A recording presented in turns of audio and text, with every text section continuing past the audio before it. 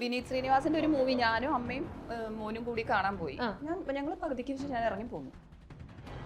ഒരു ജാതി ജാതകം എന്താ അപരാധമാണ് ഉണ്ടാക്കി വെച്ചിരിക്കുന്നത്. ഈ സോഷ്യൽ മീഡിയയിൽ നമ്മൾ ഇടുന്ന കമന്റ്സ് ഉണ്ടല്ലോ, അത് തന്നെ പച്ചക്ക് ഇങ്ങനെ പറഞ്ഞുകൊണ്ടിരിക്കുകയാണ്. ഇവനെ കാണുമ്പോ ആ പേരാണ് വിളിക്കുന്നത്. വിനീത് ശ്രീനിവാസനെ പോലെ ഒരു ആക്ടർ അങ്ങനെ എക്സ്പെക്ട് ചെയ്ത് നമ്മൾ ചെയ്യുന്നില്ല. ഞാൻ പറഞ്ഞു ഞാൻ ഇരിക്കില്ല, ഞാൻ പോവാണെന്ന് പറഞ്ഞു. ഞാൻ പോന്നു. എന്റെ അമ്മയ്ക്ക് പോലും വിഷമായി. വലിയ സെലിബ്രിറ്റി മേക്കപ്പ് ആർട്ടിസ്റ്റിൽ മുന്നോട്ട് വരുന്ന ഇവർക്ക് പിടിക്കുന്നില്ല. അവർക്ക് വേണ്ടത് എന്താ, ട്രെയിനിൽ തന്നെ പിച്ച എടുത്ത് ജീവിക്കണം എന്നുള്ളതിലേക്ക് ആണ് അവർ ഹാപ്പിനെസ്. അങ്ങനെ നെഗറ്റീവ് ആയാലും അവർക്ക് ഹാപ്പി. ഞങ്ങൾ ഈ കമ്മ്യൂണിറ്റിയെ സപ്പോർട്ട് ചെയ്യുന്നില്ല. ഹൂ നീഡ് യുവർ സപ്പോർട്ട് അല്ലേ? നമുക്ക് അവരുടെ സപ്പോർട്ടിന് വേണ്ടിയിട്ടല്ല. ഇപ്പൊ സപ്പോർട്ട് ചെയ്യുന്നില്ല. സപ്പോർട്ട് ചെയ്യുന്നുണ്ടെങ്കിൽ എങ്ങനെ സപ്പോർട്ട്? നിങ്ങൾ വീട് വെച്ച് തരുമോ, അല്ലെങ്കിൽ നിങ്ങൾ ഭക്ഷണം മേടിച്ചു തരുമോ, ഡ്രസ്സ് മേടിച്ചു തരുമോ? സോ ഒരു വാക്കിൽ ഐ ഡോണ്ട് സപ്പോർട്ട് പറയുന്നത് നോബഡി കെയർസ്. ഇപ്പൊ സൂക്ഷ്മദർശിനി എന്നുള്ള മൂവി കണ്ടായിരുന്നു. ആ അമ്മച്ചി പറയുന്നുണ്ട് അവളെ കൊന്നേക്കടാന്ന് പറയുന്നുണ്ട്. അത് പ്രൊജക്ട് ചെയ്ത് അമ്മച്ചിക്ക് കയ്യടിയാണ് ഇൻസ്റ്റയില് വരുന്നത്. ആൻഡ് അങ്ങനെയുള്ള ആൾക്കാര് ഇവരുടെ സിസ്റ്ററിനെ ആവും നാളെ മേ ബി മാരേജ് ചെയ്ത് ഒരു ഫേക്ക് ആയിട്ടുള്ള ഒരു ജീവിതം ലൈഫ് ചെയ്യാം. അപ്പൊ അവിടെ നഷ്ടം വരുന്നത് ഈ നെഗറ്റീവ് ബുള്ളി ചെയ്യുന്ന ആൾക്കാർക്ക് തന്നെയാണ്. ഇവരുടെ കമ്മ്യൂണിറ്റിയിലെ ഒരു കുട്ടിയായിട്ട് ഞാൻ സംസാരിച്ച് ദാണ്ടിയ നൈറ്റ് ഞാനും മോളും കൂടി സെലിബ്രേറ്റ് ചെയ്യാൻ പോയത് ഇവരുടെ കമ്മ്യൂണിറ്റിയിലാണ്. ഗേ കമ്മ്യൂണിറ്റി മാത്രം. എനിക്ക് ഇവൻ ഇങ്ങനെ ഒരാണെന്ന് പറഞ്ഞാലും എന്റെ മോൻ തന്നെയാണ്. എനിക്ക് അവനിൽ ഒരു മാറ്റവും കാണാൻ സാധിച്ചിട്ടില്ല. അച്ഛന് സ്നേഹമില്ല എന്നല്ല പറയുന്നത്, അമ്മയ്ക്ക് സ്നേഹമുണ്ട്. ബട്ട് അതൊന്ന് തുറന്ന് കാണിക്കുന്ന കുറച്ചും കൂടി അമ്മയാണ്. ഇവർക്ക് ഈ കമ്മ്യൂണിറ്റി എന്ന് പറഞ്ഞാൽ ഇവർ ആകെ കൂടി അറിയണത് ട്രെയിനിൽ പൈസ മേടിക്കുന്ന ആളുകൾ. ഇത് മാത്രമേ അറിയുള്ളൂ. അത് വെച്ചിട്ടാണ് ഈ കമന്റ് ഇടുന്നത്. ഞാനും ഇന്നൊരു അമ്മയാണ്. എനിക്കതുകൊണ്ട് ആ അമ്മയുടെ ഫീലിംഗ് അത് എത്രയായാലും അല്ലേ, എനിക്കത് കറക്റ്റ് ആയിട്ട്. സോറി.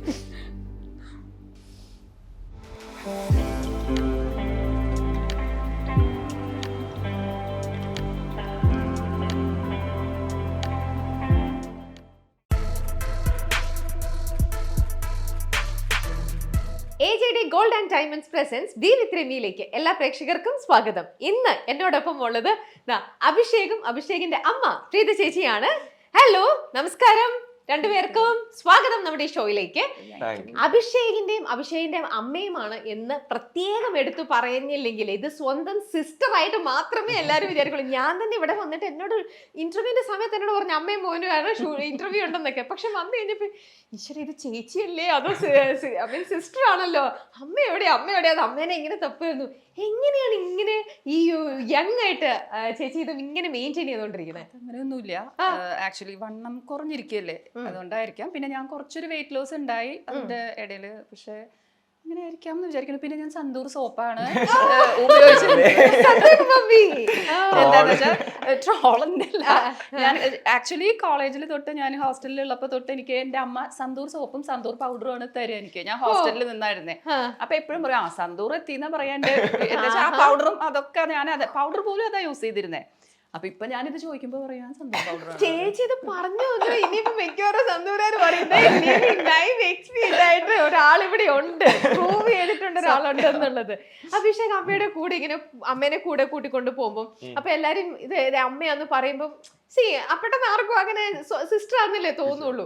അപ്പൊ ചില ആൾക്കാർക്ക് ചില കുട്ടികൾ പറയും എനിക്ക് അമ്മ ഇവിടെ കുറച്ചൊക്കെ നരയൊക്കെ ഉണ്ടെങ്കിൽ അമ്മ അത് നരപ്പിച്ചതിനെ വെക്കൂ, അമ്മ അത് കളർ ഡൈ ചെയ്യില്ലേ. കാരണം ചിലർക്ക് അമ്മ എന്ന് പറയുമ്പോൾ അങ്ങനെ ഇരിക്കണം. എന്നാൽ ചില കുട്ടികൾ പറയും അമ്മ ഒന്നുമില്ല, എന്റെ അവരൊക്കെ ഭയങ്കര യോ സ്റ്റൈലിൽ വരും, വെസ്റ്റേൺ ഡ്രസ്സ് ഒക്കെ ഇടൂ.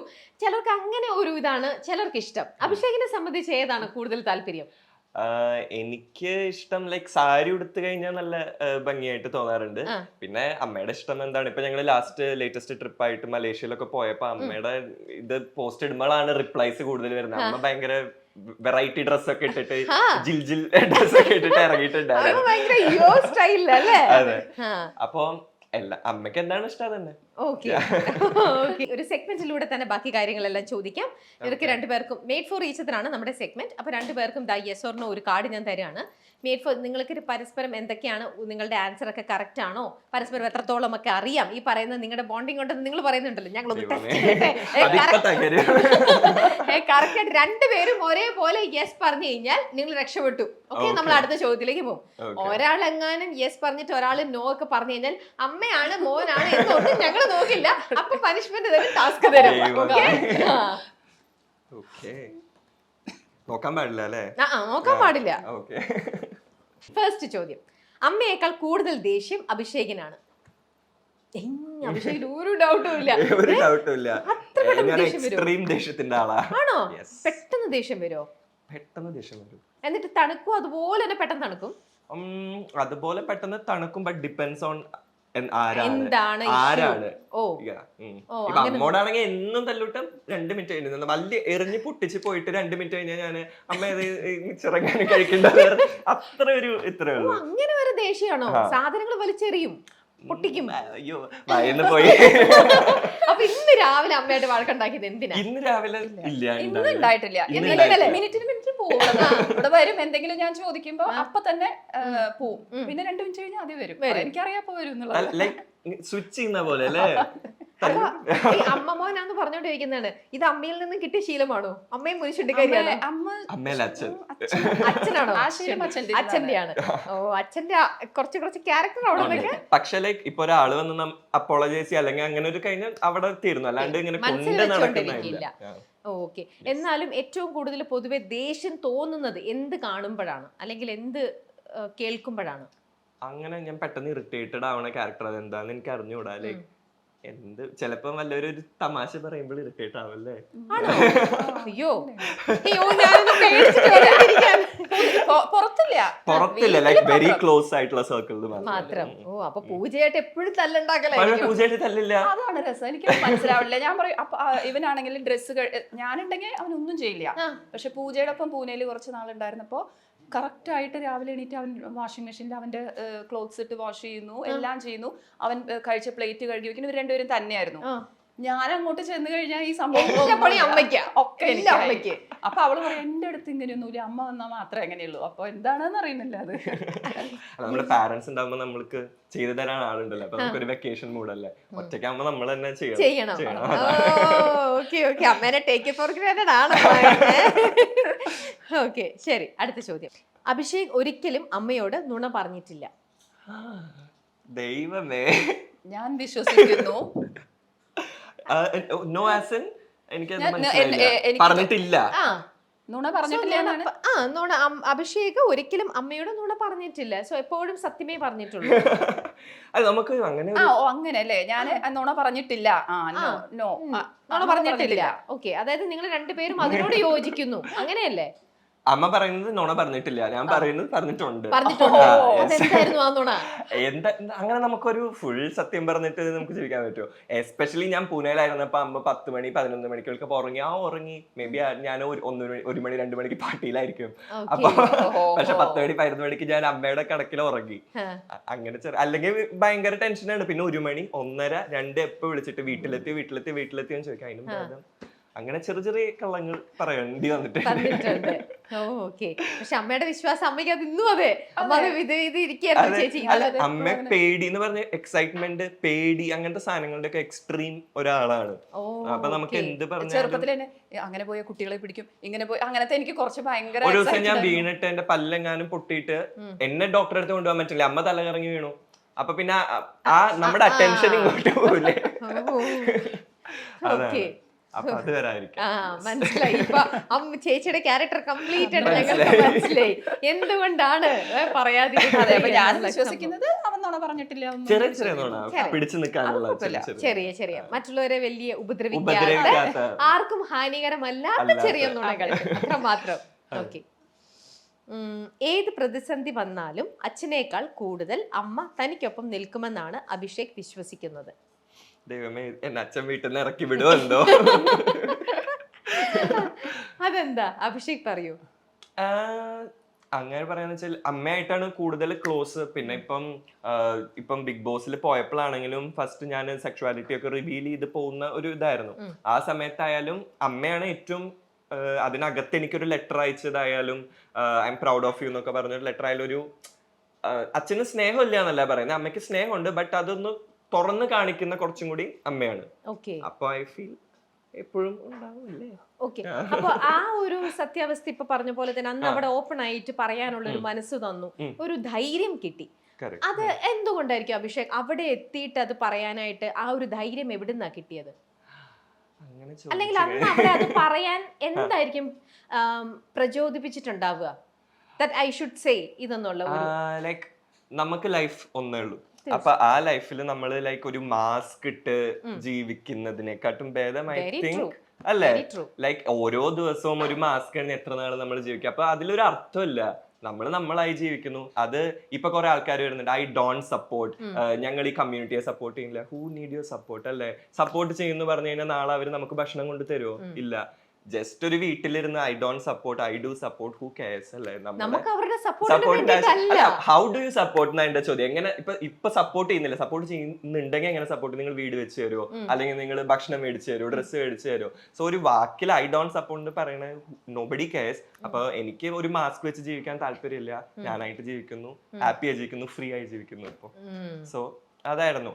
പക്ഷെ ഫാമിലിയോട് പറയാൻ എപ്പോഴും ടെൻഷൻ, ലൈക്ക് അവരെങ്ങനെ എടുക്കും, ലൈക്ക് നാട്ടുകാര് ഐ ഡോണ്ട് സപ്പോർട്ട് പോലെയല്ലോ, വീട്ടുകാർ ഐ ഡോണ്ട് സപ്പോർട്ട് എന്ന് പറഞ്ഞു കഴിഞ്ഞാൽ തീർന്നു. അപ്പൊ അത് ആ ഒരു ചെറിയ ടെൻഷൻ ഉണ്ടായിരുന്നു. പക്ഷെ എന്നാലും അവിടെ ചെന്നിട്ട് ഇത് പറയാനായിട്ട് തോന്നിയത് അതാ ഞാൻ ചോദിക്കണേ. ഓക്കെ, ഇനി ഞാനിത് ആരുടെയും സപ്പോർട്ട് എനിക്ക് വേണ്ട, ഇതെന്റെ റിയാലിറ്റി ആണ്, ഞാനത് പറയാൻ പോവാണ്, ഈ വേൾഡിനോട് പറയാൻ പോവാണ്, ആ ഒരു ധൈര്യമാണ് ഞാൻ ചോദിക്കണത്. അത് ആരായിരിക്കും? അല്ലെങ്കിൽ അവിടെ കൂടെ ഉണ്ടായിരുന്ന ആരെന്തെങ്കിലും ഒരു ബാക്ക് സപ്പോർട്ട് ഉണ്ടായിരുന്നോ? ഇല്ല ഇല്ല ഇല്ല, ലൈക്ക് അങ്ങനെയൊന്നുമില്ല.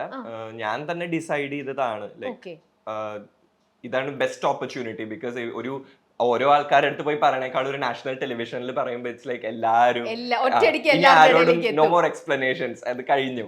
അപ്പൊ അങ്ങനെ വിചാരിച്ചുള്ളൂ. പിന്നെ നമ്മൾ ഇതൊരു വലിയൊരു ബിഗ് ഡീലായി കാണുമ്പോഴാണ് പ്രശ്നം അല്ലെ?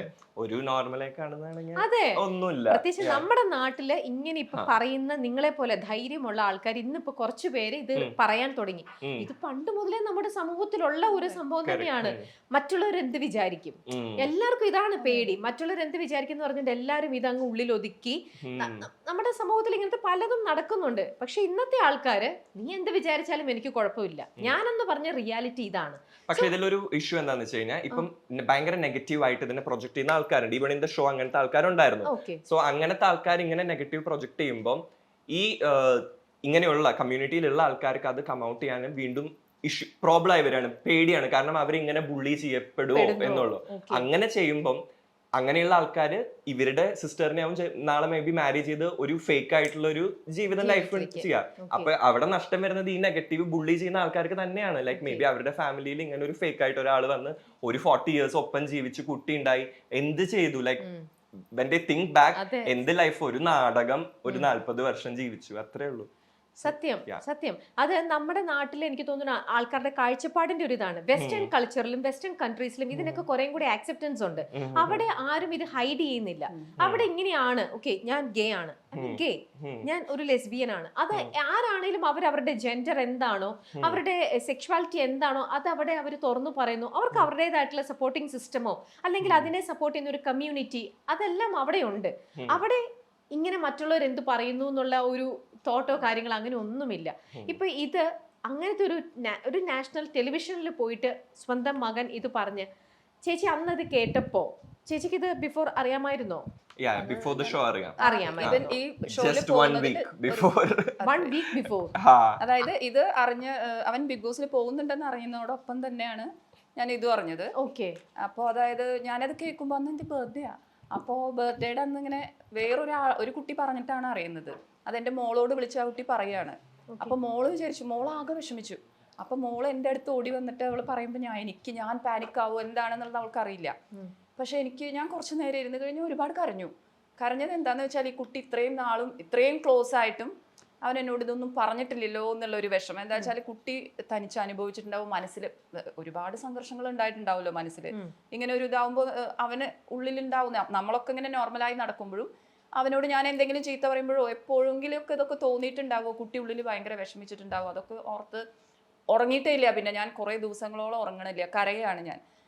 എന്നിട്ട് അവൾ വിചാരിച്ചു ആശുപത്രി കൊണ്ടുപോണ്ടി വരുമോ എന്നൊക്കെ വിചാരിച്ചു എന്നെ. പക്ഷെ ഞാൻ വിചാരിക്കുന്നത് മുഴുവൻ ഈ കുട്ടി ഇങ്ങനെ അങ്ങനെയല്ല ഞാൻ വിചാരിക്കുന്നത്. കുട്ടി വിഷമിച്ചിട്ടുണ്ടാവില്ലേ, എത്രയോ കാലം കുട്ടി ഇത് ഉള്ളിൽ കൊണ്ട് നടന്നിട്ടുണ്ടാവില്ലേ, ഇത്രയും വയസ്സ് വരെ. അപ്പോൾ അതൊക്കെ എനിക്ക് ആലോചിച്ചപ്പോൾ ഭയങ്കര വിഷമമായി. പിന്നീട് അവൻ അവിടെ ബോൾഡായി കഴിഞ്ഞ് പിന്നെ ഞാൻ എല്ലാം പെട്ടെന്ന് ഉൾക്കൊള്ളണ ഒരാളാണ്. എനിക്ക് ഇവൻ ഇങ്ങനെ ഒരാണെന്ന് പറഞ്ഞാലും എൻ്റെ മോൻ തന്നെയാണ്. എനിക്ക് അവനിൽ ഒരു മാറ്റവും കാണാൻ സാധിച്ചിട്ടില്ല. എന്താണ് അവൻ്റെ സെക്ഷുവാലിറ്റി, അത് എന്നില് ഒരു മാറ്റവും ഉണ്ടാക്കുന്നില്ല. അവൻ പണ്ടും ഇപ്പോഴും എന്റെ മോൻ തന്നെ, അത്രേ ഉള്ളൂ. ഒരു അമ്മയ്ക്ക് അങ്ങനെ തന്നെ ആണല്ലോ ഇപ്പോഴും. പക്ഷേ ഇത് പലപ്പോഴും ഇൻസ്റ്റയിലൊക്കെ ആയിട്ട് അഭിഷേക് റിവീൽ ചെയ്തിട്ടുണ്ടായിരുന്നു, പലപ്പോഴും ഇതിങ്ങനെ അല്ലേ പറഞ്ഞിട്ടുണ്ടായിരുന്നു. പറഞ്ഞല്ലോ, ഞാനൊരു പേജന്റ് വിൻ ചെയ്തിട്ടുണ്ടായിരുന്നു. അപ്പം that was like mister gay world India എന്ന് പറയുന്ന ഒരു പേജ് ഉണ്ടായിരുന്നു. അപ്പൊ അത് വിൻ ചെയ്തപ്പോ അതിൻ്റെതായിട്ടുള്ള ഇട്ടിട്ടുണ്ടായിരുന്നു. പക്ഷെ ഇവരൊന്നും തന്നെ സോഷ്യൽ മീഡിയ ഞാൻ ഇവരൊക്കെ ബ്ലോക്ക് ചെയ്ത് വെച്ചേക്കായിരുന്നു ആ ടൈമില്. പക്ഷെ എന്നാലും ഇവരെ ബ്ലോക്ക് ചെയ്തെന്നാലും ഇപ്പം ചേച്ചിയും ഇതിനകത്ത് സോഷ്യൽ മീഡിയയിൽ ഭയങ്കര ആക്റ്റീവായിട്ടും ഫോൺ നോക്കുന്ന ഒരാളല്ലേ. അപ്പൊ ഇങ്ങനെ ഒന്ന് ചെയ്തത് ഇപ്പൊ ഡയറക്റ്റ് ആയിട്ടല്ലെങ്കിലും ഫ്രണ്ട്സ് ത്രൂവോ ഫാമിലിയിലെ വേറെ മെമ്പേഴ്സ് ത്രൂവോ അങ്ങനെ ആരെങ്കിലും പറഞ്ഞ ഒന്നും ചേച്ചിക്ക്? ബിക്കോസ് ഇത് നോർത്തിലെ ഒരു ഇതാണ്, ലൈക്ക് ഇവിടെ ഇപ്പൊ നമുക്ക് എത്ര പേർക്ക് അറിയാം ഇങ്ങനെ ഒരു പേജന്റ് ഉണ്ടെന്ന് പോലും നമുക്ക് അറിയില്ലല്ലോ. അപ്പം അത് മാത്രമല്ല, എന്റെ ഫ്രണ്ട്സ് ലിസ്റ്റിൽ ഉണ്ടായിരുന്നു. ഞാൻ ഇവിടെ നിന്ന് പൂനെ പോയി കഴിഞ്ഞപ്പോ ഞാൻ 4 ഇയേഴ്സോളം പൂനെയിലുണ്ടായിരുന്നു, 3 ഇയേഴ്സോളം പൂനെയിലുണ്ടായിരുന്നു. ആ സമയത്തൊന്നും എനിക്ക് ഇവിടത്തെ ആരുമായിട്ട് ഞാൻ അങ്ങനെ കണക്റ്റഡ് അല്ല. കോളേജിലെ ക്ലോസ് ഫ്രണ്ട്സ് ഉണ്ടെങ്കിലും പിന്നെ നമ്മുടെ അമ്മയുടെ അച്ഛന്റെയും ലവ് മാരേജ്, അപ്പൊ ഇവരൊന്നും അങ്ങനെ ഫാമിലി ആയിട്ടും ഭയങ്കര റിലേറ്റഡ് അല്ല. അപ്പൊ അങ്ങനെ എന്റെ ഫേസ്ബുക്കിൽ ഇൻസ്റ്റയിൽ അങ്ങനെ ആരും കണക്റ്റഡ് അല്ല. പിന്നെ ഉള്ളതൊക്കെ അവിടെ പൂനെയിലുള്ള ഫ്രണ്ട്സും നോർത്തിലെ ഫ്രണ്ട്സും ഒക്കെയാണ്. അപ്പൊ അങ്ങനെ ആരും അങ്ങനെയാണ് ചേച്ചി ഇതൊന്നും അറിയാതെ. ഞാൻ ആക്ച്വലി ഈ കുട്ടികളോട് ഭയങ്കര അറ്റാച്ച്ഡ് ആയതുകൊണ്ട് ഞാൻ എപ്പോഴും ഇവരെ ഭയങ്കര കെയറിങ്. അപ്പൊ ഞാൻ ഇടയ്ക്കിടയ്ക്ക് ഗൂഗിളിൽ അടിച്ചു കൊടുക്കും വെറുതെ. ഞാൻ വെറുതെ ഇരിക്കുന്ന സമയത്ത് ഒരു 2 മാസം കൂടുമ്പോ എന്തായാലും ഞാൻ ഗൂഗിളിൽ ഇവരുടെ പേര് വെറുതെ സെർച്ച് ചെയ്യും. അപ്പൊ ഈ കുട്ടികൾ അതൊക്കെ ഒന്നും അറിഞ്ഞിട്ടില്ല അല്ലേ, ഞാനപ്പോ അത് സെർച്ച് ചെയ്യുമ്പോ എന്താണ് വരണേ നോക്കും. അപ്പൊ ഇവരുടെ SSLCയുടെ അവരുടെ നമ്പേഴ്സ് അങ്ങനെ ഓരോന്നോരോന്നാ വരിക. അപ്പൊ എക്സ്ട്രാ എന്തെങ്കിലും ഉണ്ടെങ്കിൽ എനിക്ക് അറിയാലോ എന്ന് വിചാരിച്ചു ഞാൻ ഇവരെ അത്രയും പോലും വാച്ച് ചെയ്യുന്ന ഒരു അമ്മയായിരുന്നു. പക്ഷെ കറക്റ്റ് ഈ കുട്ടി ഇത് പോയത് തൊട്ട് ഞാൻ ഇവരുടെ ആ ഗൂഗിൾ സെർച്ചും നിർത്തിയ സമയത്ത് കറക്റ്റ് ഇതെല്ലാം സംഭവിച്ചു. അപ്പോൾ അതുകൊണ്ട് ഞാനപ്പോൾ കുറേ നാളായിട്ട് അതിങ്ങനെ ഞാൻ ചെന്നൈയിലൊക്കെ പോയി ഇവർ ഒന്നും സെർച്ചിങ്ങും ഒന്നൊക്കെ നിർത്തി വെച്ച സമയമായിരുന്നു. ഇവരെ ഫ്രീ ആയിട്ട് വിട്ട സമയത്ത് കറക്റ്റ്. അപ്പൊ ഞാൻ വിചാരിക്കാം ഞാൻ എല്ലാപ്പോഴും ചെക്ക് ചെയ്തുകൊണ്ടിരുന്നതല്ലേ, പിന്നെ എന്തുകൊണ്ട് ഞാൻ ഇത് ചെയ്തില്ല. ശരിക്കും ഇവരുടെ വന്ന സമയം തൊട്ട് ഞാൻ ഒന്നും സെർച്ച് ചെയ്തിട്ടില്ല. അത് കഴിഞ്ഞ് പിന്നെ ഇവൻ ബിഗ് ബോസിൽ കയറുന്ന സമയത്താണ് ഒരു കുട്ടി വഴി ഞാൻ മോൾ അറിഞ്ഞിട്ട് പിന്നെ അറിയണത്. പൂനെയിലെ പേപ്പറിലൊക്കെ ഉണ്ടായിരുന്നു ഭാഗ്യം. പിന്നീട് ഭയങ്കര സെർച്ചിങ് ആയി. അപ്പൊ നോക്കിയപ്പോഴാണ് ഇങ്ങനത്തെ കാര്യങ്ങളും എല്ലാം അറിഞ്ഞത്. അപ്പൊ ഇത് ഇത്രയും വലിയ വലിയ സീക്രട്സ് ഒക്കെ മറച്ചല്ലോ എന്നുള്ളത്, അതാണ് ഞാൻ നേരത്തെ യെസ് എന്ന് പറഞ്ഞത്, സീക്രട്സ് മറച്ച കാര്യങ്ങൾ പറഞ്ഞത്. അപ്പോ അതൊരു വിഷമമായെങ്കിലും പിന്നീട് മാറി. പക്ഷെ അത് തീർച്ചയായിട്ടും അങ്ങനത്തെ ഒരു സിറ്റുവേഷൻ വന്നപ്പം അമ്മ ചോദിച്ചിട്ടുണ്ടാവണം, നീ എന്തുകൊണ്ട് നമ്മൾ തമ്മിൽ ഇത്രയും നമ്മളൊരു ഇന്റിമേറ്റ് ആയിട്ടുള്ള ഒരു റിലേഷനാണ് നമ്മുടെ ഒക്കെ, നിനക്ക് അമ്മ എന്ന് പറഞ്ഞാൽ നിന്റെ കൂടെ എല്ലാ സപ്പോർട്ടിങ് സിസ്റ്റത്തിലും ഉണ്ട്, പിന്നെ എന്തുകൊണ്ട് നീ ഇത്ര നാളായിട്ടും എൻ്റെ അടുത്ത് നിന്ന് ഹൈഡ് ചെയ്തു? അങ്ങനത്തെ ഒരു ചോദ്യം തീർച്ചയായിട്ടും ചേച്ചി ചോദിച്ചിട്ടുണ്ട്. പക്ഷെ ഞങ്ങൾ തമ്മിൽ അതിനെപ്പറ്റി ഒരു ഡിസ്കഷൻ വന്നാൽ അങ്ങനെ വരുന്നില്ല, അവൻ ഒഴിഞ്ഞു മാറും. പിന്നെ എനിക്കും അത് ചോദിക്കാനൊരു ബുദ്ധിമുട്ട്. ഞാൻ ഇതുപോലെ ഇന്റർവ്യൂസിൽ ഞാൻ പറയുന്നുണ്ട്, പക്ഷെ അതിന് മറുപടി പറഞ്ഞിട്ടില്ല. മറുപടി എന്തുകൊണ്ടാണ് അഭിഷേക്? അതെനിക്ക് അറിഞ്ഞൂടാ. ലൈക്ക് നമുക്കൊരു പേടി ഉണ്ടാവില്ലേ, ലൈക്ക് എന്താവും റിയാക്ഷൻ. ഞാൻ waiting for the right time, അതായിരുന്നു ആക്ച്വലി. ഈവൻ ഞാൻ പേജന്റ് പോയതും എനിക്ക് ബിഗ് ബോസിൽ പോകണം എന്നുള്ളൊരു ലക്ഷ്യം ഉണ്ടായിരുന്നു. അപ്പം എന്തെങ്കിലും നമുക്കൊരു ചെയ്തൊരു ഇത് വേണ്ടേ, ലൈക്ക് അപ്പൊ അങ്ങനെ ഒരു കാര്യമായിരുന്നു. അപ്പൊ അത് ബിഗ് ബോസും കൂടി കഴിഞ്ഞ് പറയാം എന്ന് വിചാരിച്ചു. പക്ഷെ എല്ലാം നടന്നു, ലൈക്ക് മാനിഫെസ്റ്റ് ചെയ്ത പോലെ എല്ലാം എല്ലാം നടന്നു. പക്ഷെ ഈ പറഞ്ഞ പോലെ അന്ന് അത് പറഞ്ഞു കഴിഞ്ഞു കഴിഞ്ഞപ്പോൾ അഭിഷേക് ലൈക്ക് കംപ്ലീറ്റ്ലി ഞാനിപ്പോ ഒന്ന് ഫ്രീ ആയി. ശരിക്കും നമുക്കൊരു വല്ലാതെ ശരിയത് ആ ഒരു റിവീൽ ചെയ്ത് കഴിഞ്ഞപ്പോഴത്തേക്ക് ഒരു വല്ലാത്തൊരു റിലാക്സേഷൻ വന്നില്ലേ ആ സമയത്ത്, അല്ലേ?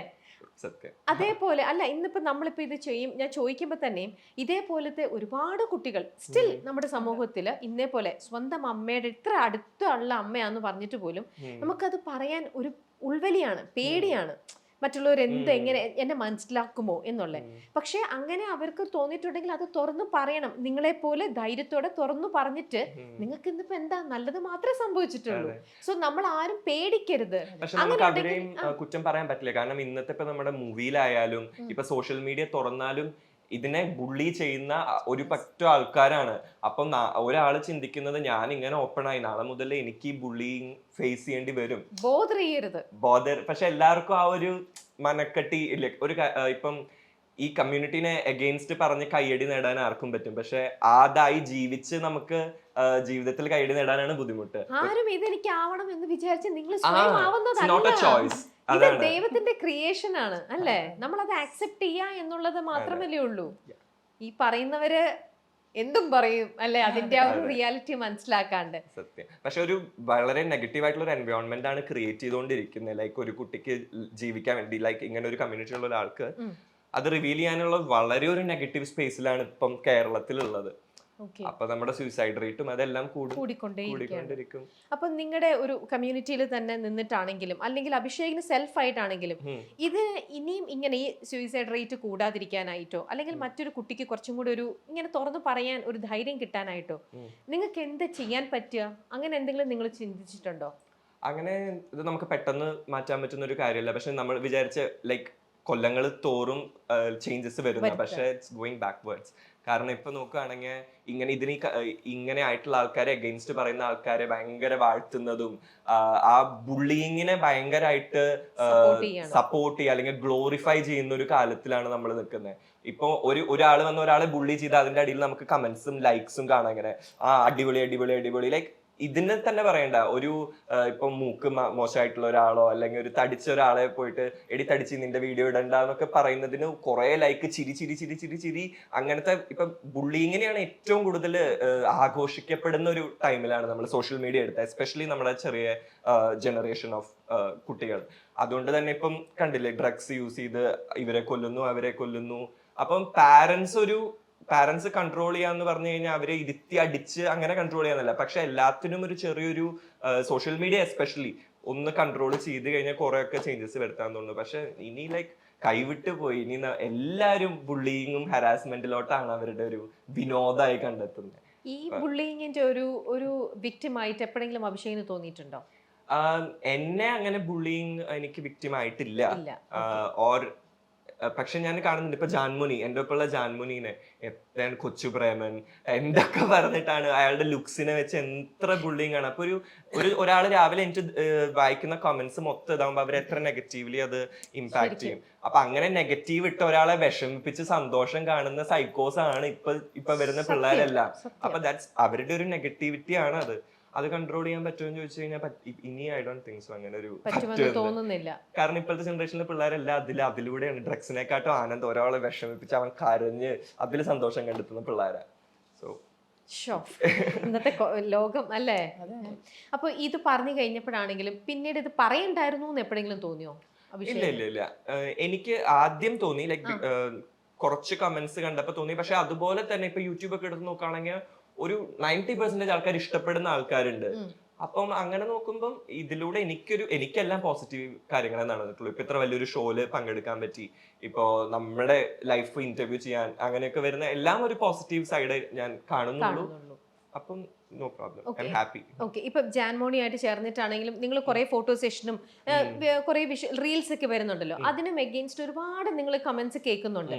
അപ്പൊ അതിനെയൊക്കെ അഭിഷേക് എങ്ങനെയാ അപ്പോ കാണുന്നത്? അതിൽ കൂടുതൽ ബുള്ളിങ് ജാൻമോനിക്കാണ് വരുന്നത്. പിന്നെ എനിക്ക് വരുന്ന മെയിൻ കമന്റ് ജാൻമോനിയുടെ പൈസ കണ്ടിട്ട് പൈസക്ക് വേണ്ടി ഇത് ചെയ്യുന്നു എന്നുള്ളൊരു ഇതാണ്. അപ്പം അവര് പറഞ്ഞോട്ടെ, ലൈക്ക് ഇത് കാരണം എന്റെ ഇൻസ്റ്റയിലെ എൻഗേജ്മെന്റ് റേറ്റ് നല്ലപോലെ കൂടിയിട്ടുണ്ട്. എനിക്ക് കുറെ ബ്രാൻഡ് കൊളാബറേഷൻസ് വരുന്നുണ്ട്. കൊളാബറേഷൻസ് വരുമ്പോൾ അവർ ഫസ്റ്റ് നോക്കുന്നത് എൻഗേജ്മെന്റ് വ്യൂ റേറ്റാ. അത് വെച്ചിട്ടാണ് നമ്മുടെ പൈസ നമുക്ക് അവരുടെ ബ്രാൻഡിനോട് നെഗോഷിയേറ്റ് ചെയ്യാൻ പറ്റുന്നത്. അങ്ങനെ നോക്കുകയാണെങ്കിൽ ഐ എം റിയലി വരട്ടെ. Okay, cool. അപ്പം നിങ്ങൾ ഇരുന്ന് അവിടെ നിന്ന് നെഗറ്റീവ് ആയിട്ട് ചെയ്യുന്ന ആരെങ്കിലും ഉണ്ടെങ്കിൽ നിങ്ങൾ നെഗറ്റീവ് ആയിട്ട് ചെയ്യുമ്പോൾ അത് ഇവിടെ നല്ല രീതിയിലാണ് കൂടുതൽ ഫ്രൂട്ട്ഫുൾ ആയിട്ടാണ് അത് വന്നുകൊണ്ടിരിക്കുന്നത്. അവര് എന്നോട് ഏതോ ഒരു ബ്രാൻഡ്, ഏതോ സ്കിൻ കെയറിന്റെ ഏതോ ഒരു ബ്രാൻഡ് പറഞ്ഞപ്പോ അത് ജാൻമുനി ആയിട്ട് എന്തെങ്കിലും ഒരു ട്രോള് വരുന്ന പോലെ ചെയ്യാൻ പറ്റുമോന്ന് ചോദിക്കണോ. അപ്പൊ നമ്മൾ ഇത്ര പൈസ കൂടുതൽ തരാം അങ്ങനെ വരെ പറയുന്നുണ്ട്. പക്ഷെ അത് ഞാൻ ജാൻമുനിയോട് ചോദിച്ച ജാൻമുനി അതുകൊണ്ട് ചെയ്തില്ല. ഇപ്പോ ചില സിനിമകളൊക്കെ വരുന്നുണ്ട് ഇതിനെ ഐ മീൻ നിങ്ങളെ ആക്സെപ്റ്റ് ചെയ്തുകൊണ്ട് അതിനെ സപ്പോർട്ട് ചെയ്തുകൊണ്ട് ഇത്തരത്തിലുള്ള സിനിമ നമ്മുടെ സമൂഹത്തിനെ വളരെയധികം ഇൻഫ്ലുവൻസ് ചെയ്യും. അതൊരു ഫാക്റ്റാണ്.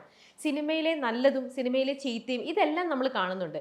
മനുഷ്യന്റെ സ്വഭാവം വെച്ച് നല്ലത് നോക്കി ഒരാൾ നല്ലതായിട്ടിരിക്കുന്നത് കാണുമ്പോൾ നല്ലതിനെ ഇത് ആക്സെപ്റ്റ് ചെയ്യുന്നതിനെക്കാട്ടിലും തെറ്റുകൾ കാണുമ്പോൾ തെറ്റിലേക്ക് വഴുതി പോവുക എന്നുള്ളതാണ് മനുഷ്യന്റെ ഒരു ഒരു നേച്ചർ എന്നുള്ളത്. എന്നാൽ ഇത്തരത്തിലുള്ളത് കാണുമ്പോൾ പോലും നിങ്ങൾക്ക് സപ്പോർട്ടീവായിട്ട്, കമ്മ്യൂണിറ്റിക്ക് സപ്പോർട്ടീവായിട്ട് ഇനിയുള്ള ഫ്യൂച്ചർ വരും അങ്ങനെ ഒന്നും ഒരിക്കലും തോന്നുന്നില്ലേ? നെവർ. ഒക്കെ പിന്നിലോട്ടോ. ലൈക്ക് ഇപ്പൊ സൂക്ഷ്മദർശിനി എന്നുള്ള മൂവി കണ്ടായിരുന്നു. അതെ. അതില് ലാസ്റ്റ് രണ്ട് ലെസ്ബിയൻ കപ്പിളിനെ ആസിഡ് വെച്ച് കൊല്ലുന്നതാണ്. ഓക്കെ. അപ്പം ആ മൂവിയിലെ അവസാനം അവർ ഉദ്ദേശിക്കുന്ന തീം എന്താണെന്ന് വെച്ച് കഴിഞ്ഞാൽ ഇത് തെറ്റാണ്, അവരെല്ലാം അറസ്റ്റ് ചെയ്ത് പോലീസ് കൊണ്ടുപോകുന്നു എന്നുള്ളതാണ്. പക്ഷെ ഇൻസ്റ്റയിൽ അതെങ്ങനെയാ സെലിബ്രേറ്റ് ചെയ്യപ്പെട്ടതെന്ന് അറിയോ? ആ അമ്മച്ചി പറയുന്നുണ്ട് അവളെ കൊന്നേക്കടാന്ന് പറയുന്നുണ്ട്. അത് പ്രൊജക്ട് ചെയ്ത് അമ്മച്ചിക്ക് കയ്യടിയാണ് ഇൻസ്റ്റയിൽ വരുന്നത്. ആൻഡ് ഇതേ ഷോയിൽ ഉണ്ടായിരുന്ന ബിഗ് ബോസിലെ ഒരു കണ്ടസ്റ്റന്റ് വാസ് സെലിബ്രേറ്റിംഗ് ഇറ്റ്. അമ്മച്ചി റോക്സ് എന്ന് പറഞ്ഞ് കമന്റ് ഇട്ട് അതിന്റെ അടിയിൽ സോ ആ മൂവി ഉണ്ടാക്കിയതിന്റെ മെയിൻ ലക്ഷ്യത്തിന്റെ നേരെ ഓപ്പോസിറ്റ് രീതിയിലാണ് ഇപ്പോഴത്തെ ആൾക്കാർ അത് സെലിബ്രേറ്റ്. സോ എന്ത് ചെയ്താലും എനിക്കൊരു ഹോപ്പ് ഇല്ല. തമിഴിലൊരു മൂവി, ഈയിടെ ഒരു മൂവി റിലീസ് ചെയ്തു, കാതലിക്ക് നേരമില്ല. അതിനകത്ത് ഇങ്ങനെ ഗേ ഇതിലാണ് കാണിക്കുന്നത്. നമ്മുടെ വിനയ് ആണ് അതിൽ ആക്ട് ചെയ്തിരിക്കുന്നത്. പിന്നെ ഒരു ജയം രവി, നമ്മുടെ സീരിയലിലുള്ള ഒരു ആക്ടർ എങ്ങടായിരുന്നില്ലേ? ഇല്ല ഇല്ല ഇല്ല ഇല്ല, ജയം രവി നിത്യമേനനാണ് മെയിൻ ലീഡ് ചെയ്യുന്നത്. അതിനകത്ത് ജയം രവിയുടെ ഫ്രണ്ട് ആയിട്ടാണ് വിനയ് ചെയ്തിരിക്കുന്നത്. അപ്പൊ വിനയ് അതിനകത്തൊക്കെ ഇത് നല്ല രീതിയിൽ അതിന്റെ അവസാനം എൻഡ് ചെയ്തിരിക്കുന്നത്. സ്വാസികയുടെ ഹസ്ബൻഡ് ഉള്ളത് അതല്ല, വേറൊരു ഇതാ. ഓക്കെ. അപ്പൊ എന്തായാലും സിനിമയെ അധികം നമ്മുടെ സമൂഹത്തിലേക്ക് സിനിമയിൽ നല്ലപോലെ ഇപ്പൊ കാതൽ എന്നുള്ള മൂവി വന്നു, പക്ഷെ അതെത്ര പേര് അതിനെ കുറിച്ചൊരു സോഷ്യൽ മീഡിയയിൽ ഡിസ്കഷൻ ഉണ്ടായിരുന്നു, ഒബ്വിയസ്ലി ഉണ്ടായിരുന്നു. പക്ഷെ സ്റ്റിൽ എല്ലാത്തിന്റെയും നെഗറ്റീവ് വശമാണ് കൂടുതൽ പ്രൊജക്ട് ആവുന്നത്. ഓക്കെ. കാതൽ മൂവിയിലും വളരെ മനോഹരമായിട്ടാണ് അത് ശരിക്കും മനസ്സിലാക്കി കൊടുത്ത മൂവിയാണ്. അതെ, ഇങ്ങനെയുള്ള ആൾക്കാർ നമ്മുടെ സമൂഹത്തിലുണ്ട്. വളരെ നല്ലൊരു മെസ്സേജ്, ബ്യൂട്ടിഫുള്ളി, അതും വളരെ അത് മമ്മൂക്ക തന്നെ ചെയ്തത് കൊണ്ട് അതിന്റെ ഉത്തരവാദിത്തം അല്ലെങ്കിൽ ആ റോള് ആ ഒരു കംപ്ലീറ്റ് അതിന്റെ ഒരു സീരിയസ്നെസ് ആയിക്കോട്ടെ എല്ലാം കറക്റ്റ് ആയിട്ടത് അവർക്കത് ചെയ്യാൻ പറ്റി. അതുപോലെ തന്നെ നിവിൻ പോളിയുടെ ഒരു മൂവി ഉണ്ടായിരുന്നല്ലോ, ഒരു മൂത്തോൻ. അത് എന്ത് ബ്യൂട്ടിഫുൾ ആയിട്ടാണ് അത് പിക്ചർ ചെയ്തിരിക്കുന്നത്. പക്ഷെ ആ മൂവി അത്ര ഇത് വന്നില്ല, റോഷനും നിവിനുമായിട്ടുള്ള അടിപൊളി മൂവിയാണ്. പക്ഷെ അതൊന്നും ഡിസ്കസ് ചെയ്യപ്പെടുന്നില്ല. പക്ഷെ സൂക്ഷ്മദർശിനിയിൽ അമ്മച്ചീനെ ഡിസ്കസ് ചെയ്യപ്പെടുന്നു. ഓ, ആ മൂവിനെ കുറിച്ച് വിനീത് ശ്രീനിവാസന്റെ ഒരു മൂവി ഞാനും അമ്മയും മോനും കൂടി കാണാൻ പോയി. ഞങ്ങൾ പകുതിക്ക് വെച്ച് ഞാൻ ഇറങ്ങി പോന്നു. ഞാൻ പറഞ്ഞു ഞാൻ ഇനി ഇരിക്കില്ല, ഞാൻ പോവാണ് പറഞ്ഞു. എന്താ മൂവിയുടെ പേരെന്നെ എനിക്ക് പേര് ഓർമ്മയില്ല. ഇപ്പൊ വന്നില്ലേ എന്തോ കുറെ കല്യാണം എന്നൊക്കെ പറഞ്ഞിട്ട് ഒരു ജാതി ജാതകം. എന്താ അപരാധമാണ് എന്താന്ന് വെച്ചാൽ അതില് ഈ സോഷ്യൽ മീഡിയയിൽ നമ്മൾ ഇടുന്ന കമന്റ്സ് ഉണ്ടല്ലോ, അത് തന്നെ പച്ചക്ക് ഇങ്ങനെ പറഞ്ഞുകൊണ്ടിരിക്കുകയാണ്. ഇവനെ കാണുമ്പോ ആ പേരാണ് വിളിക്കുന്നത്. മലയാളത്തിൽ ഒരു പേര് പറയും, ആ പേര് തന്നെ ഇവരിങ്ങനെ റിപ്പീറ്റ് ചെയ്തോണ്ടിരിക്കുകയാണ്. എന്നിട്ട് എന്താ അത്രയും എത്ര മോശം തീമായിരുന്നു എന്നറിയോ? ഞാൻ പറഞ്ഞു ഞാൻ ഇരിക്കില്ല, ഞാൻ പോവാണെന്ന് പറഞ്ഞു. ഞാൻ പോന്നു. എന്റെ അമ്മയ്ക്ക് പോലും വിഷമായി. കോമഡി എന്ന പേരിൽ എന്ത് അരോചകമായിട്ടുള്ളതും അടിച്ചുവിടുക, അതും വിനീത് ശ്രീനിവാസനെ പോലെ ഒരു ആക്ടർ എന്ന് അങ്ങനെ എക്സ്പെക്ട് ചെയ്ത് നമ്മൾ ചെയ്യുന്നില്ല. എത്രയോ നല്ല മൂവീസ് ഉണ്ടാക്കിയിട്ടുള്ളതാണ്. പക്ഷെ ആ ഒരു റെസ്പെക്ട് അവിടെ വിനീത് ശ്രീനിവാസന്റെ മൂവി അല്ല, ഹീസ് ആക്ടിങ്. എന്നാലും ഒരു സ്ക്രിപ്റ്റ് വായിക്കുമ്പോ പിന്നെ പക്ഷെ എല്ലാം പറഞ്ഞിട്ട് അവസാനം കൊണ്ടൊരു മെസ്സേജ് പോലെ ഇതൊന്നും അല്ലാന്നാക്കുന്ന പോലെ, അത് നമ്മുടെ ഇങ്ങനത്തെ ഒരു സമൂഹത്തില് ഒരു കാര്യമില്ല. അവരാരും അവസാനത്തെ മെസ്സേജ് കാണൂല ഇത്രയ്ക്കധികം നെഗറ്റീവ് പറഞ്ഞിട്ട്. അവര് മനസ്സിൽ വിചാരിച്ചിട്ടുണ്ടാവും ഇത് ഒരു മെസ്സേജ് കൊടുക്കാന്ന്, പക്ഷെ അതല്ല അവരുടെ മനസ്സിൽ ശരിക്കും അതല്ല നടന്നത്. ഒരു ക്യാരക്ടർ ഉണ്ട്, ഒരു പെണ്ണിന്റെ ക്യാരക്ടർ, ഒരു ലെസ്ബിയൻ പോലെ ഒരു ക്യാരക്ടർ ഉണ്ട്. അവരെ കാണിച്ചിരിക്കുന്നത് ഫുൾ കൺഫ്യൂസ്ഡ്. ഇന്ന് വന്ന് പറയുന്നത് എനിക്ക് നിന്നെ ഇഷ്ടമാണ്, നാളെ വന്ന് ആണിന്റെ അടുത്ത് പറയുന്നത് ഇഷ്ടമാണ്, വീണ്ടും വന്ന് പറയുന്നത് എനിക്ക് നിന്നെയാണ് ഇഷ്ടം. അപ്പൊ ഒരു കൺഫ്യൂസ്ഡ് ആയിട്ടും മഴവില്ലിന് ഇടയ്ക്കിടയ്ക്ക് പുച്ഛിച്ചുകൊണ്ട് പറയുന്നുണ്ട്. മഴവിൽ റെയിൻബോ എന്ന് പറയുന്നത് ആക്ച്വലി ഒരു പ്രൈഡ്, നമ്മൾ ഒരു ഫ്ലാഗ് ആണ്. അതിനെ അവർക്ക് മഴവില്ല് എന്ന് പറഞ്ഞുകൊണ്ട് പുച്ഛിച്ചിട്ട് എന്തിനാ പറയുന്നത് എനിക്ക് മനസ്സിലായിട്ടില്ല. അതും വിനീത് ശ്രീനിവാസനെ പോലെ ഇത്ര വലിയൊരു ആക്ടർ. സോ എല്ലാം കൊണ്ടും അടിപൊളിയാണ്. ഞാൻ അവരുടെ ഒരു ഇൻസ്റ്റാഗ്രാം പേജിൽ ഞാൻ നല്ല കമന്റ്സ് ഇട്ട് കൊടുത്തിട്ടുണ്ടായിരുന്നു. ഓ ചേച്ചി അതിന് കമന്റ് ചെയ്തു? ഞാൻ എന്നെ പിടിച്ചു വെച്ചിരിക്കുകയാണ്. ഞാൻ അതിനുവേണ്ടി ഒരു ഫേക്ക് ഐഡി ഉണ്ടാക്കിയിട്ടുണ്ട്. അതെന്താ ചേച്ചി ഫേക്ക് ഐഡി ഉണ്ടാക്കുന്നത്? അതെന്താന്ന് വെച്ചാല് ഫേക്ക് ഐഡി അല്ലെങ്കിൽ ഇവനെ ബാധിക്കും അത്. ഇനിയിപ്പോ ഞാൻ എന്തെങ്കിലും ഇട്ട് കഴിഞ്ഞാല് പിന്നെ നമ്മൾ അത് നോക്കിയിരിക്കുന്ന കുറച്ച് ആൾക്കാർ. ഏറ്റവും തമാശ എന്താണെന്ന് വെച്ച് കഴിഞ്ഞാൽ അമ്മ വന്ന് കമന്റ് ഇടുന്നത് ലൈക്ക് കറക്റ്റ് പ്രോപ്പർ ആയിട്ട്, ഈ മൂവിയിൽ ഇങ്ങനെ ഒരു കാര്യം പറഞ്ഞത് മോശമായി എന്ന് പറഞ്ഞത് ഇട്ട് കഴിഞ്ഞാൽ അതിന് റിപ്ലൈ വരുന്നത് പോടി മറ്റവളെ നീ ആരടി. ഇവർക്ക് വാലിഡ് ആയിട്ടുള്ള ഒരു പോയിന്റ് ഇല്ല, ഒരു 10 തെറി മാത്രമായിരിക്കും റിപ്ലൈ വരുന്നത്. പക്ഷെ ഇത് നല്ലൊരു പേജ് ആയിരുന്നു അവരുടെ. നല്ലൊരു പേജിലാണ് ഒരു സ്ത്രീ നല്ലതാണ് ഇട്ടിരിക്കുന്നത്, ഈ മൂവി ബാൻ ചെയ്യണം എന്ന് പറഞ്ഞിട്ട് ഇവരുടെ തന്നെ കമ്മ്യൂണിറ്റിയിൽ പെട്ട ആരുടെയോ ആണ് ആ പേജ്. ഞാൻ അതിൽ കയറി അതിനെ സപ്പോർട്ട് ചെയ്ത് വളരെ മനോഹരമായിട്ട് ഇത്ര ഒരു പേജ് എഴുതി കൊടുത്തു ഞാൻ. അപ്പൊ അതിന് 2 ദിവസം ഫൈറ്റ് ആയിരുന്നു അതില്. അതിന്റെ ഒരാള് പിന്നെ ഇടും. അവര് പറയുന്നത് ഇവരൊക്കെ വന്ന എന്താണ് ട്രെയിനിൽ വന്നിട്ട് പൈസ തട്ടിച്ചു കൊണ്ടുപോകുന്ന ആൾക്കാരല്ലേ. അപ്പൊ ഞാൻ പറഞ്ഞു, 1976 ട്രെയിനിൽ നിന്ന് നിങ്ങൾ ഇതുവരെ അല്ല ഇപ്പോഴും ട്രെയിനിൽ അങ്ങനെ ചെയ്യുന്നവരുണ്ട്. ബട്ട് അതിന്റെ അർത്ഥം എല്ലാവരും അങ്ങനെയാണെന്നാണോ? നമ്മുടെ കാലത്തെ മനുഷ്യരിലും നല്ലതും ചീത്തയും ഇല്ലേ? ഓബ്വിയസ്ലി. അത് മാത്രല്ല, ഇവർക്ക് ഈ കമ്മ്യൂണിറ്റി എന്ന് പറഞ്ഞാൽ ഇവർ ആകെ കൂടി അറിയണത് ട്രെയിനിൽ പൈസ മേടിക്കുന്ന ആളുകൾ. ഇത് മാത്രമേ അറിയുള്ളൂ. അത് വെച്ചിട്ടാണ് ഈ കമന്റ് ഇടുന്നത്.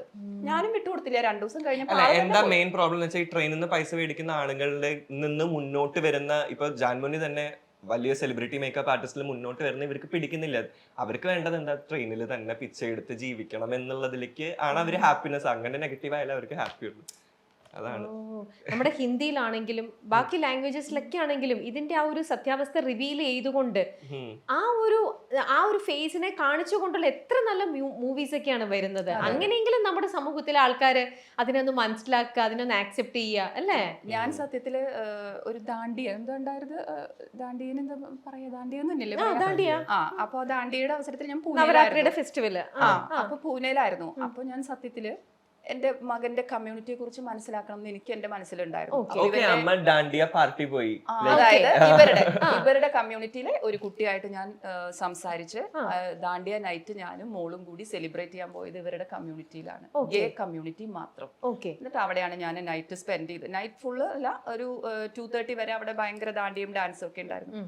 ഇത്ര സന്തോഷം. ഫുൾ ഇങ്ങനത്തെ കുട്ടികളാണ് ഇവരെല്ലാവരും. ഭയങ്കര ഹാപ്പി ആയിട്ട് അവിടെ ഡാൻസും പാട്ടും.